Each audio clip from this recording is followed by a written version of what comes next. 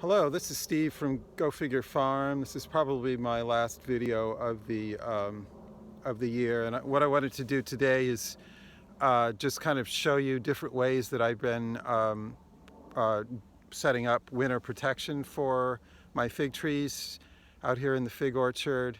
So I'm going to turn this around. Okay, so I guess when you protect your figs, you kind of have to work with what you have at hand, the materials that you have that are convenient. I don't have any electricity out here, so I can't set up any sort of heating inside the structure that I make, but I'll show you what I did do. Some of these figs are more cold tolerant than others, and so the more cold tolerant ones, generally I've been giving a little less protection to. So this is an example where I just simply took wood chips and piled them around the base of the trunks of the fig, and so it goes up maybe a foot. This trunk here is kind of more horizontal, and I've tried to kind of cover it as much as possible. This is another one where I took logs and then I filled them with wood chips. This is a younger fig. Both of these are fairly cold tolerant. This is Malta Black. It's also quite cold tolerant. So what I did here is I took a compost ring, and it's one of the larger compost rings I have, and I put leaves in there. I might add more leaves depending on the time I have. Last year I did this and it only died back about as far as the level of the leaves, so that worked quite well last year. What I do also is I put wood chips around the base, and to be even more careful, one could take a tarp and put it around the side as a skirt, or even put it over the top. You'd have to prune away the branches. If we happen to have a really mild winter, those branches might survive, so you would be losing that wood, but that's probably kind of unlikely. So here's another one that I did similarly, a compost ring, a bit smaller one. There's another example. Here's an example of the wood chips, and I happen to have stones around this one. Another compost ring. This is one that I'm going to get rid of, so I didn't protect it. Wood chips. This is compost left over from last year when I protected a fig. I'm just going to let it decompose there and add to the soil. And I kind of built this up with logs and the stones and the wood chips. So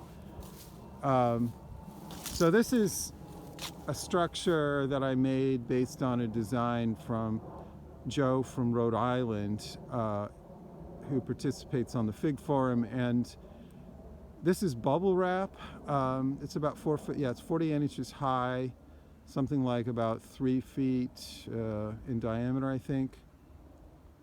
And on the inside is insulation, I think R13. So this, I'm hoping, will result in no dieback whatsoever. The idea here is that the geothermal heat from the ground radiates up into the structure, keeps everything warm enough that it doesn't die back.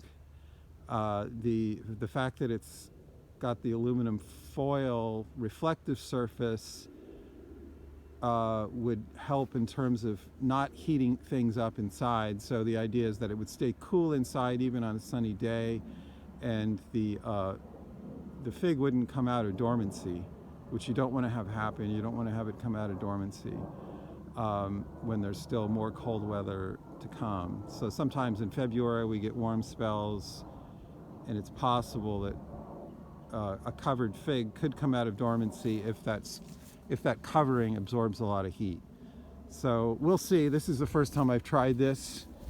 Some other ones. Here's another structure that I made. Okay, so let me go over here. And these, I have several like this that are wrapped with tarps. So what I did here, and I'm not quite finished with these, but I'll tell you what I need to do. Oh, let me look at, I'll show you this one.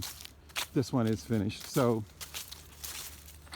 what I did here is I gathered the trunks together with ropes, tied them together to make the structure as compact as possible.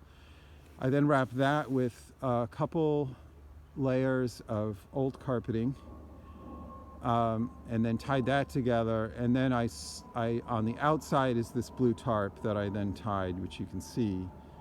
And I did not leave a space open at the top. I have in the past done that, but this year I'm experimenting with closing that off. And some people think that you need to have an opening so that you can let air escape. You get a little air flow through the structure, but unfortunately if you have airflow through the structure, then you lose all the geothermal heat.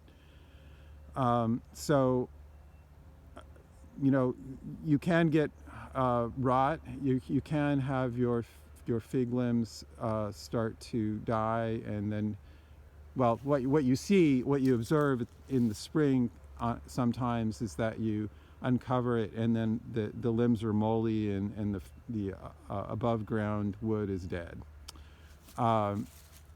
It should grow back from the roots, but that's a very unpleasant thing to find. And so what do you conclude from that? So one possibility is that that happens because you didn't give the structure enough ventilation. So that's one possibility. Another possibility is that it died because the wood just got too cold, and the cold damage caused the wood to die, and then after it's dead, you get the mold. So I tend to favor the second possibility, for reasons which I won't go into here. So I'm trying this where I don't have any ventilation. You know, this should keep things pretty dry, or at least, you know, reasonably dry. So I'll see in the spring how things go.